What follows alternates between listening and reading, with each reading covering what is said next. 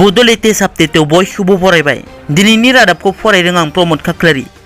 गिबि news update दङ जौसिन बिजिरसालिया 31 जुलाइनि गेजेराव one nation one ration card योजनाखौ मावफुंनो बिथोन होदों दिनै जौसिन बिजिरसालिया रायजो आरो मिरु सरकारखौ 31 जुलाइनि गेजेराव वान नेशन वान रेशन योजना बिथांखिखौ मावफुंनो बिथोन होदों जौसिन बिजिरसालिया दिनै मोनसे हियारिंनि गेजेरजों फोरमायदों दि मिरु सरकारखौ 31 जुलाइनि गेजेराव एनआईसी नि हेफाजाबजों मुजुरिफोरनो मुलाम्फा होनो पर्टेल योजनानि खामानिखौ मावफुंनो थाखाय मुख'नो गोनांदि जौसिन बिजिरसालिया मिरु सरकार आरो हादरसा सरकारफोरखौ बिथोन होयो दि महामारी कर'ना भाइरासनि थासारिनि समाव मुजुरिफोरनो बेसेन लायाजासे जानाय आदार जगायनो थाखाय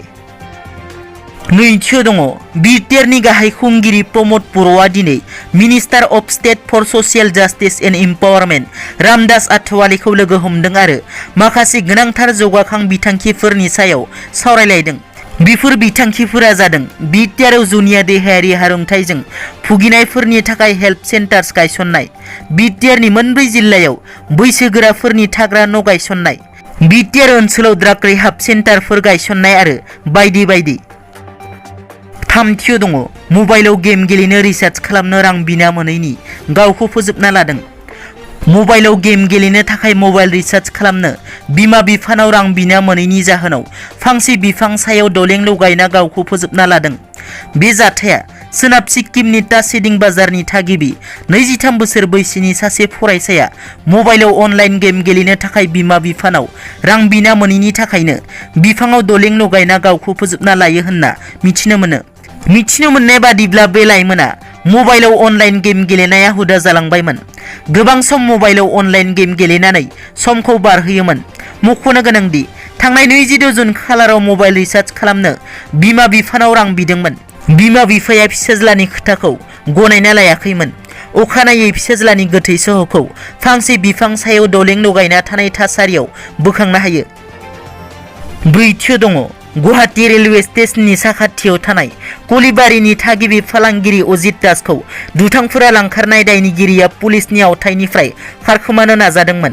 लांखारग्रा राजबाबु सिंहआ अजित दासखौ लांखारनायनि दायाव पुलिसजों हमजानानै पुलिसनि आवथायाव दं पुलिसआ अजित दासखौ लांखारग्रा दायनिगिरिखौ लानानै नायबिजिरबाय थानाय समावनो खारखोमानो नाजादोंमन पुलिसआ बे समावनो आथिङाव फारसे गुलि गावनानै लाखिनाय जायो जोखोम जानाय लांखारग्रा दायनिगिरिखौ मरिगाव सिभिल देहा फाहामसालियाव फाहामथाय होनाय जादों बाथियाव दङ BTR नि गेलेमु आफादनि मावफुंगिरि सोद्रोमा दावबायसा बर' बिथाङा दिनै उदालगुरि जिल्लानि सिङाव थानाय गेलेमु आफादफोरनो गिबि खोलोब फुटबल जार्सि आरो नेट आरो फेरगाव समस्तिनि सिङाव थानाय फारियै खाग्राबारि फेरगाव आरो डिमाकुसि बाथौ बियाबफोरनो सियार राननानै होदों दथियाव दङ BTR खुंथायनिफ्राय मुसलपुराव 50% रेहाय होना आबादारिफोरनो ट्रेक्टर रानदों BTR आव आबाद बिथांखिखौ जौगाहोनायनि थांखिजों आबादारिफोरखौ बिगियानारि आदबजों आदब मावनो BTR आबादारि बिफाननिफ्राय दिनै BTR नि आबाद बिफाननि मावफुंगिरि सोद्रोमा घनेश्याम दासआ दिनै बाक्सा जिल्लानि मुसलपुराव थानाय आबाद मावखुलियाव आबादारिफोरनो 50% रेहाय होनानै ट्रेक्टर राननानै होदों दिनैनि रादाबा एसेनोसै नोंथांमोना जुदि आंनि चेनेलखौ दासिमबो साबस्क्राइब खालामाखै अन्नानै साबस्क्राइब खालाम गोजोन्थों।